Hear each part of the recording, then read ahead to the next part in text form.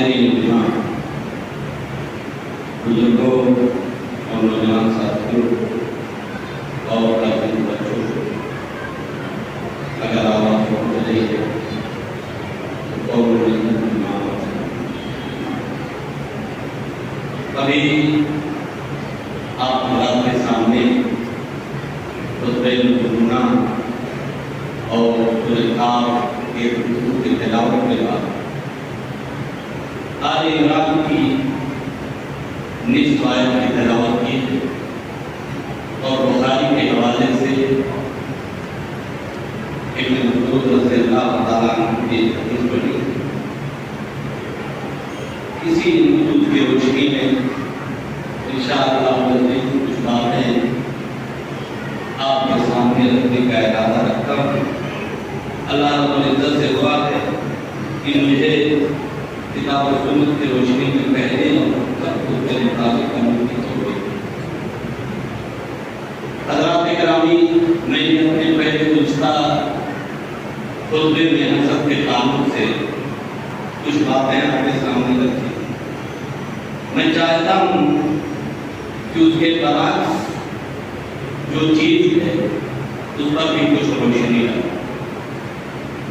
ممکن ہے کچھ نئے لوگ بھی تشریف فرما ہوں تو میں انہیں کچھ اطلاع کرنا چاہوں گا کہ حسد کیا ہے وہ یہ جان لیں۔ حسد جیسا کہ بتایا گیا تھا کہ لغوی معنی ہے اس کے جلن، بدخواہی، بغض و عناد ہے، اور ورنہ کی اصطلاح یا شرعی معنی جو واضح کیا گیا تھا کہ کسی کو نعمت میں دیکھ کر اس سے اس کی نعمت کے چھین جانے کی تمنا کرنا، یہ حسد ہے اور یہ کبیرہ گناہ ہے، یہ غیر مومنانہ عادت ہے، کیونکہ اس کی وجہ سے آپس میں اختلاف پیدا ہوتا ہے، سماج میں بگاڑ آتا ہے۔ نہ جانے اس کے نتیجے میں کتنے لوگ قتل کر دیے گئے، کتنے مال خرچ ہوئے۔ غرض کی آپ کتاب و سنت کی روشنی میں غور کریں گے تو دیکھیں گے کہ شیطان کی پہلی نافرمانی کی جو وجہ رہی وہ یہی حسد تھا۔ آپ غور کریں گے تو قابیل نے اپنے بھائی حابیل کو اگر قتل کیا تھا تو وہاں بھی سبب آپ کو حسد ملے گا۔ یوسف علیہ السلام کے بھائیوں نے یوسف علیہ السلام کے خلاف جو کارگزاری کی تھی اس کا بھی نتیجہ حسد تھا، بلکہ علماء یہود اور رئیس المنافقین عبداللہ بن ابی بن سلول کی نبی پاک صلی اللہ علیہ وسلم سے جو عداوت اور دشمنی رہی اس کا بھی سبب یہی حسد تھا۔ تو حسد سے ہم اور آپ کو بچنا ہے۔ اسلام نے بڑی سختی کے ساتھ ہم اور آپ کو اس سے دور رہنے کی تاکید کی ہے، بلکہ اللہ کے نبی جناب محمد رسول اللہ صلی اللہ علیہ وسلم نے ایک حدیث کے اندر یہ واضح کر دیا کہ آپ کی نیکیاں خطرے میں ہو سکتی ہیں۔ ایاکم الحسد فإن الحسد یأکل الحسنات کما تأکل النار الحطب، کہ اپنے آپ کو حسد سے بچاؤ کیونکہ حسد نیکیوں کو ایسے کھا جاتا ہے جیسے آگ لگی ہوئی کھا جاتی ہے۔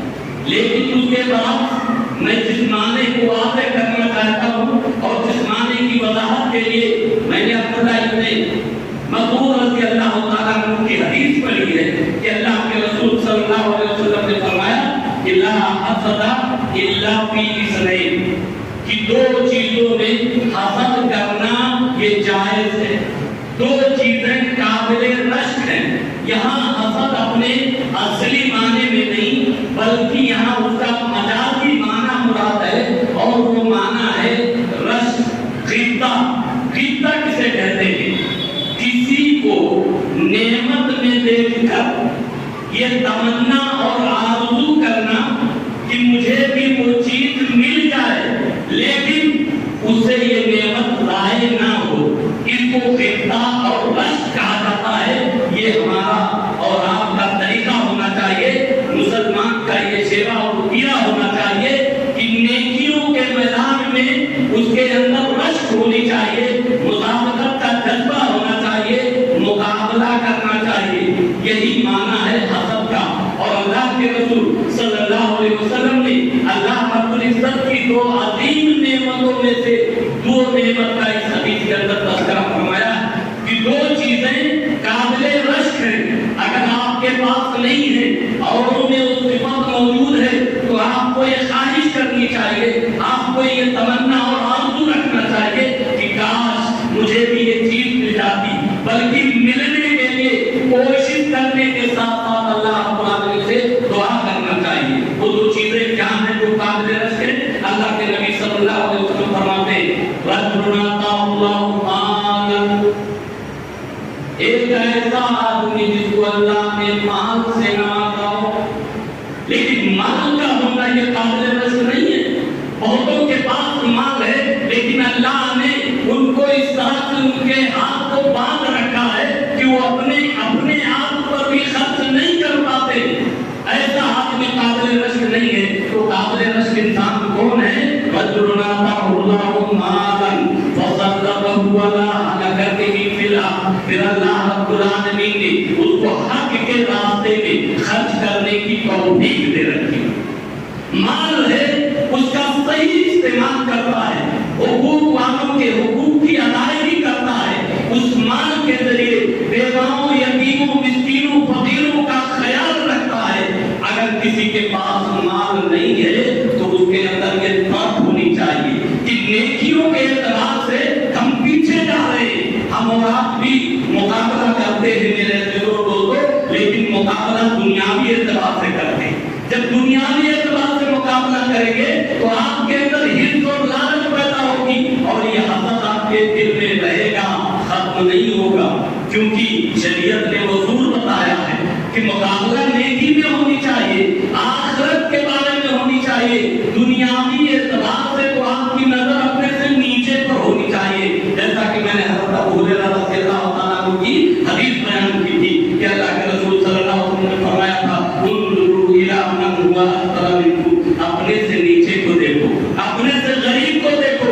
دنیاوی اعتبار سے جب غریب پر نظر پڑے گی تو آپ کے اندر سے حرص ختم ہوگا، آپ کے اندر قناعت پیدا ہوگی، شکر گزاری کا جذبہ پیدا ہوگا اور حسد سے آپ کا دل پاک و صاف ہو جائے گا۔ لیکن نیکی کے معاملے میں ہم اور آپ کو اوپر دیکھنے کی ضرورت ہے۔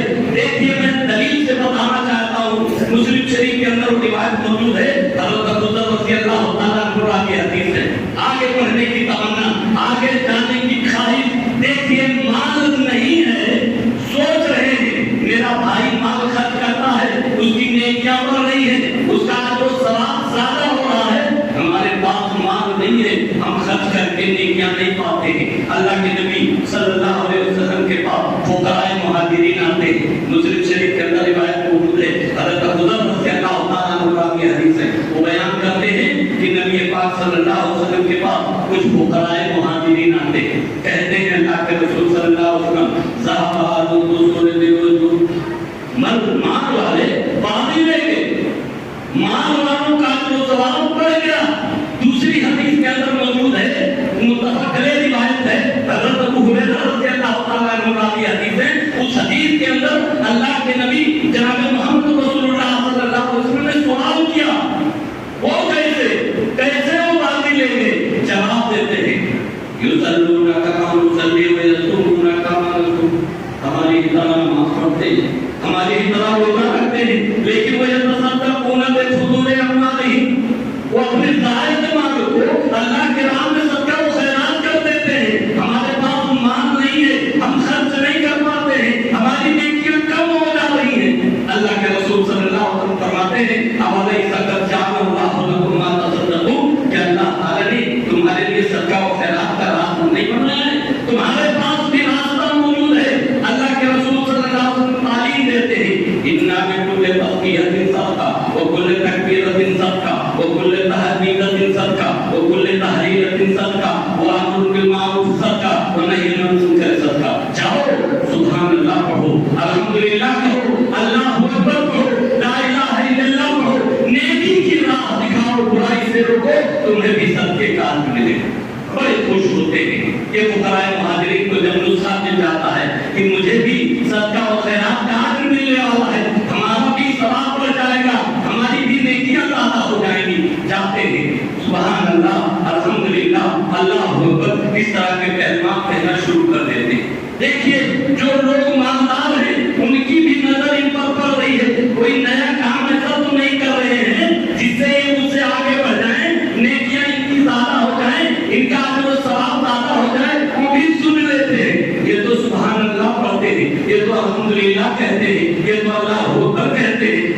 बात वो भी कहना शुरू कर देते हैं। गरीबों की दूसरी परेशानी आ जाती है, ये तो फिर आगे हो गए। अल्लाह के नबी सल्लल्लाहु अलैहि वसल्लम के पास दोबारा आते हैं, कहते हैं अल्लाह के रसूल सल्लल्लाहु अलैहि वसल्लम, बड़े लोगों ने भी तो कहना शुरू कर दिया। अल्लाह के नबी सल्लल्लाहु अलैहि वसल्लम फरमाते हैं ज़ालिका फज़लुल्लाहि युतीहि मन यशा, ये तो अल्लाह का फजल है, अल्लाह जिसे चाहता है नमाज देता है। मेरे अजीजों दोस्तों, मैं ये बताना चाहता हूँ कि दुनियावी एतबार से हमारी नजर ऊपर होनी चाहिए, लेकिन आज हम मुकाबला करते हैं दुनियावी एतबार से। क्यों?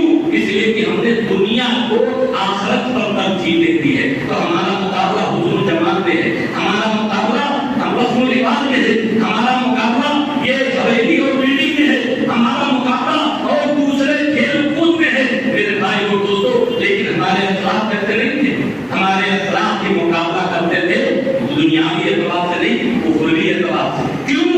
इसलिए कि वो आखिरत को दुनिया पर तरजीह देते थे।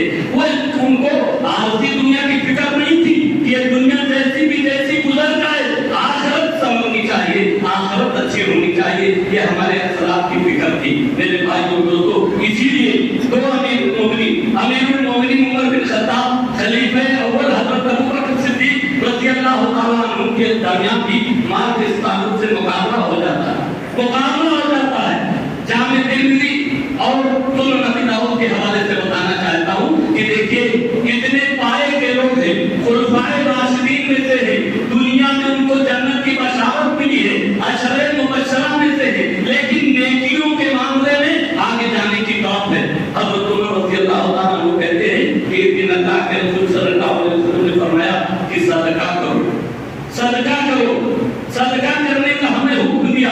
कौन कहते हैं? हज़रत उमर रज़ियल्लाहु ताला अन्हु कहते हैं उसी दौरान मेरे पास कुछ माल आ गया, मेरे पास कुछ माल आ गया, तो मैंने दिल में सोचा कि आज का दिन ऐसा दिन है कि मैं अबू बकर से सदका और खैरात में आगे बढ़ सकता हूँ।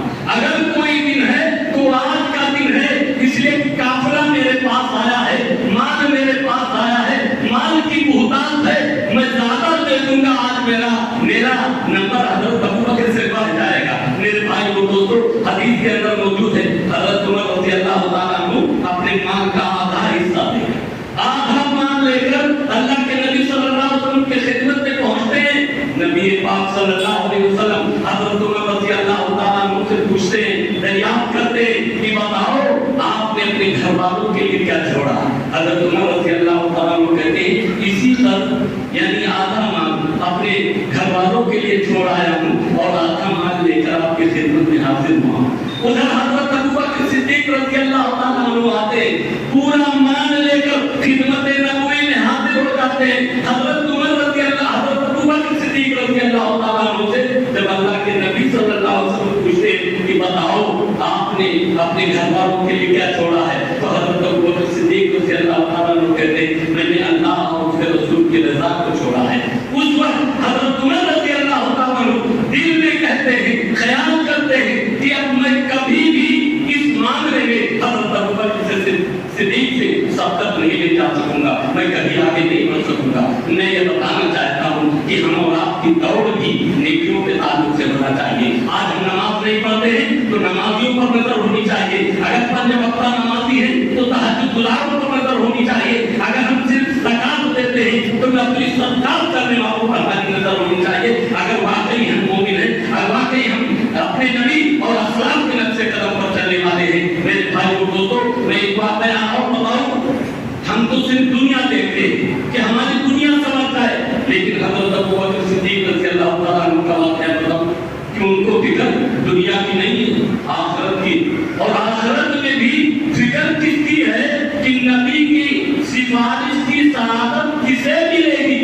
वो हजरत अबू बकर सोच रहे हैं जिनके घर में पूरी रात कुरान मजीद की तिलावत होती थी। बुखारी के हवाले से बताना चाहता हूँ, बुखारी के अंदर रिवायत मौजूद है कि हज़रत अबू हुरैरा रज़ियल्लाहु ताला अन्हु के घर में कुल 3 अफराद थे और तीनों ने रात को 3 हिस्सों में बांट रखा था। एक क़यामुल लैल को पूरा कर लेता तो दूसरे को जगा के क़यामुल लैल शुरू करवा देता, दूसरा क़याम पूरा कर लेता, तीसरे को जगा कर क़यामुल लैल शुरू करवा देता। इस तरह से सारी रात क़यामुल लैल में हज़रत अबू हुरैरा रज़ियल्लाहु ताला अन्हु के घर कुरान मजीद की तिलावत की आवाज गूंजती रहती थी। वो हजरत अबू हुरैरा तड़प रहे हैं, परेशान है कि अल्लाह के नबी की सिफारिश की सआदत किसे मिलेगी। आज हम नमाज नहीं पढ़ते हैं, रोजा नहीं रखते हैं, सदका व खैरात नहीं करते हैं, सही मानों में मुसलमान भी नहीं है, लेकिन फख्र से कहते हैं कि हमें नबी की सिफारिश हासिल होगी, हमें नबी की सिफारिश की सआदत हासिल होगी। हजरत अबू हुरैरा फिक्रमंद है कि कैसे मिलेगी, किसको मिलेगी। जाते हैं अल्लाह के नबी सल्लल्लाहु अलैहि वसल्लम की खिदमत में हाजिर होते हैं, सवाल करते हैं, कहते हैं अल्लाह के रसूल मन अफ़ज़लुन नास शफ़ाअत कैफ़ क़यामत, बताइए क़यामत के दिन लोगों में से आपकी सिफारिश की सआदत किसे हासिल होगी।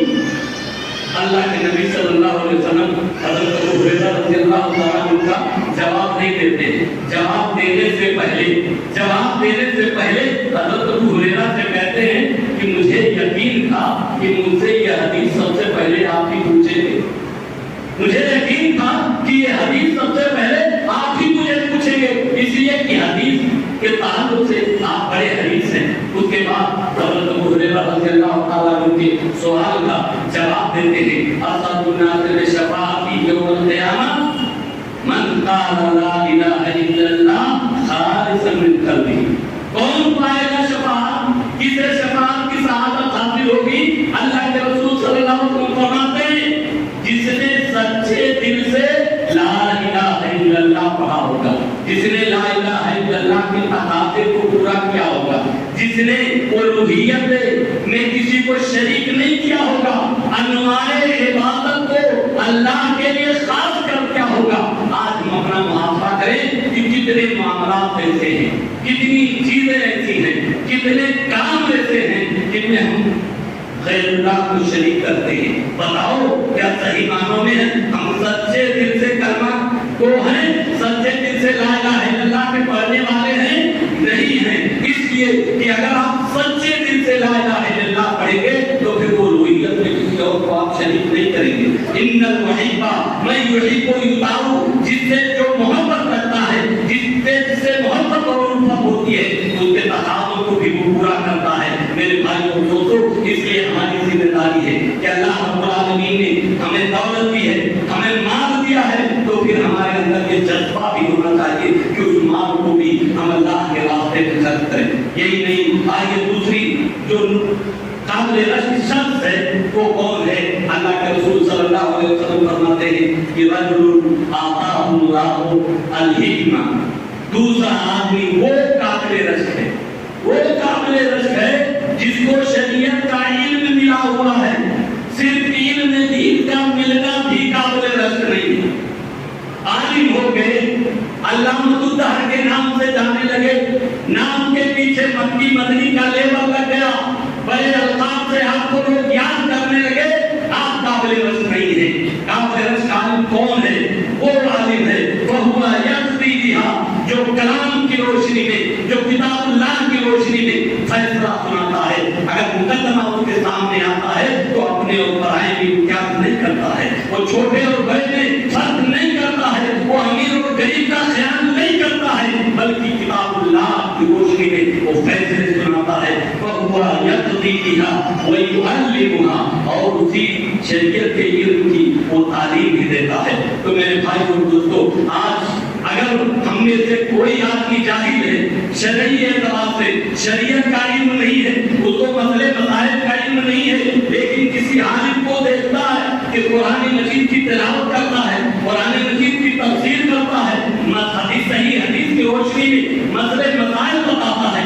आज अगर मैं इस लायक नहीं हुआ तो दिल के अंदर मश्क होनी चाहिए, दिल के अंदर चाहत होनी चाहिए, जज्बा होना चाहिए, ख्याल आपकी होनी चाहिए कि अगर अल्लाह ने मुझे औलाद से नवाजा, मैं अपने बच्चे को कुरान पढ़ाऊंगा, मैं अपने बच्चे को हाफ़िज़ कुरान पढ़ाऊंगा, मैं अपने बच्चे को आलिम दीन बनाऊंगा, मैं अपने बच्चे को आलिम और खतीब बनाऊंगा, ताकि मजमे में किताबुल्लाह और सुन्नत रसूल के ऊपर जा कर सके।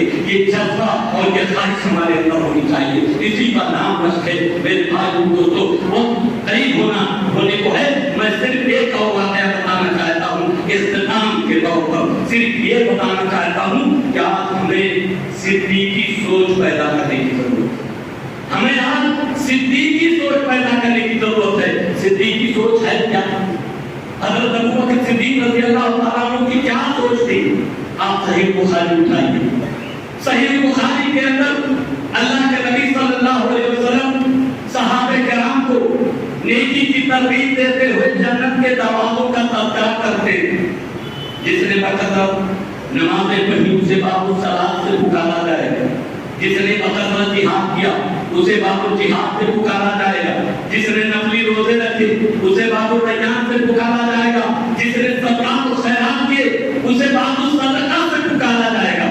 حضرت ابو بکر صدیق رضی اللہ تعالیٰ عنہ ان میں مجلس میں ہوتے سوال کر بیٹھتے کہتے ہیں اللہ کے رسول صلی اللہ علیہ وسلم میرے ماں باپ آپ پر قربان ہوں, آپ یہ بتائیے جنت میں جانے کے لیے تو سارے دروازوں کی ضرورت نہیں ہے کیونکہ ایک ہی دروازے سے گزر کر جنت میں جانا ہے, لیکن یہ بتائیے کوئی ایسا شخص بھی ہوگا, کوئی ایسا خوش قسمت اور سعادت مند انسان بھی ہوگا جس کو سارے دروازوں سے آواز دی جائے باب صدقہ کا دربان کہے آؤ میرے دروازے سے جنت میں جاؤ, باب جہاد کا دربان کہے آؤ میرے دروازے سے جنت میں جاؤ, باب ریان کا دربان کہے آؤ میرے دروازے سے جنت میں جاؤ, باب صدقہ کا دربان کہے آؤ میرے دروازے سے جاؤ. اللہ کے نبی صلی اللہ علیہ وسلم جواب دیتے ہیں ہاں ایسے خوش قسمت لوگ بھی ہوں گے جن کو جنت کے آٹھوں دروازوں سے پکارا جائے گا. وَأَرْجُو أَن تَكُونَ مِنْهُمْ. اور اے ابو بکر یہ بھی مجھے یقین ہے کہ انہی میں سے آپ بھی ہوں گے. حضرت ابو بکر صدیق رضی اللہ تعالیٰ عنہ کو کہتے ہیں وَأَرْجُو أَن تَكُونَ مِنْهُمْ, مجھے یقین ہے کہ انہی میں سے آپ بھی ہوں گے. یہ حضرت ابو بکر صدیق رضی اللہ تعالیٰ عنہ کی سوچ ہے. دیکھیے سوچ اور خیال اور اس کا انعام اور بدلہ دیکھیے. آپ غور کیجیے ایسے ہی یہ لیبل نہیں ملا تھا, ایسے ہی جنتی ہونے کی بشارت نہیں ملی تھی. امتحان ہو رہا ہے ایک مجلس میں, بخاری کے اندر یہی بات موجود ہے. امتحان لے رہے ہیں اللہ کے رسول صلی اللہ علیہ وسلم صحابہ کرام کو مخاطب کر کے پوچھتے ہیں کہ بتاؤ آج تم میں سے نماز جنازہ کس نے پڑھی ہے؟ بتاؤ آج تم میں سے بھوکے کو کھانا کس نے کھلایا ہے؟ بتاؤ آج تم میں سے نماز جنازہ مریض کی عیادت کس نے کی ہے؟ آج بتاؤ نفلی روزہ تم میں سے کس نے رکھا؟ میرے بھائی اور دوستو مجلس میں اگر کوئی شخص ہاتھ اٹھاتا ہے تو حضرت ابو بکر صدیق رضی اللہ تعالیٰ عنہ کی شخصیت ہوتی ہے. وہ کہتے ہیں اللہ کے رسول صلی اللہ علیہ وسلم میں نے آج نماز جنازہ پڑھی ہے, میں نے آج بھوکے کو کھانا کھلایا ہے, آج میں نے مریض کی عیادت کی ہے, آج میں نے نفلی روزہ رکھا ہے. تو میرے بھائی اور دوستو صرف سوچ سے بات نہیں بنتی, صرف آرزوؤں اور تمناؤں سے جنت نہیں ملتی, اس کے لیے کوشش کرنی پڑتی ہے. یہ حضرت ابو بکر صدیق رضی اللہ تعالیٰ عنہ نیکی کا کوئی کام بھی اپنے ہاتھ سے جانے نہیں دیتے تھے, ہر میدان میں پیش رہتے تھے. تب ان کا یہ مقام اور مرتبہ تھا. تو میں آج یہ کہہ رہا تھا کہ اگر آپ دنیا کو آخرت پر ترجیح دیں گے تو آپ کے اندر حرص پیدا ہوگی, لالچ پیدا ہوگی, بغض و حسد پیدا ہوگا. لیکن اگر آپ نے دنیاوی اعتبار سے اپنے سے کمتر لوگوں کو دیکھیں گے, آپ کی نظر غریب پر ہوگی, مفلس پر ہوگی, اپنے سے کمتر لوگوں پر ہوگی, تو آپ کے اندر قناعت پیدا ہوگی,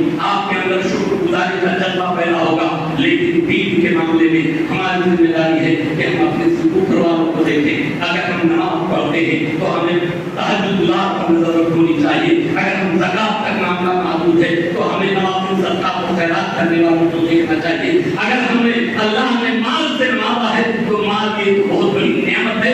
بلکہ بعض علماء نے اس حدیث کی روشنی میں کہا ہے کہ لا حسد الا فی شرع, کہ اگر حسد جائز ہوتا تو یہ دو چیزیں ایسی ہیں جس میں حسد کیا جا سکتا ہے, مال اور علم. لیکن بہرحال یہ عالموں کا یا بات عالموں کا بات علماء کا یہ قول ہے, لیکن صحیح بات یہ ہے کہ لا حسد الا فی شرع. یہاں حسد اپنے صحیح اور حقیقی معنی میں نہیں ہے بلکہ مجازی معنی میں استعمال کیا گیا ہے. اللہ رب العزت سے دعا ہے کہ بار الہ ہم تمام مسلمانوں کو کتاب و سنت کے مطابق زندگی گزارنے کی توفیق دے.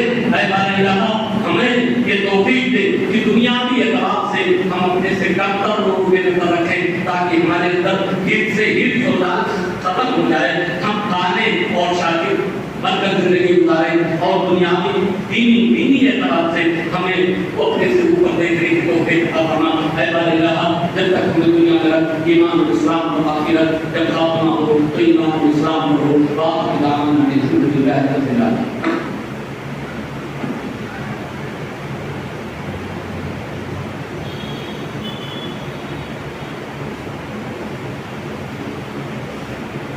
الحمد لله الذي لم يتخذ ولدا ولم يكن له شريك في الملك ولم يكن له ولي من الذل وكبره تكبيرا واشهد ان لا اله الا الله وحده لا شريك له واشهد ان محمدا عبده ورسوله اما بعد فاعوذ بالله من الشيطان الرجيم ان الله وملائكته يصلون على النبي يا ايها الذين امنوا صلوا عليه وسلموا تسليما اللهم صل على محمد وعلى آل محمد كما صليت على إبراهيم وعلى آل إبراهيم إنك حميد مجيد اللهم بارك على محمد وعلى آل محمد كما باركت على إبراهيم وعلى آل إبراهيم إنك حميد مجيد اللهم صل وسلم محمد صلى الله عليه وسلم واصبر من صدر محمد صلى الله عليه وسلم ولا تدعهم آمين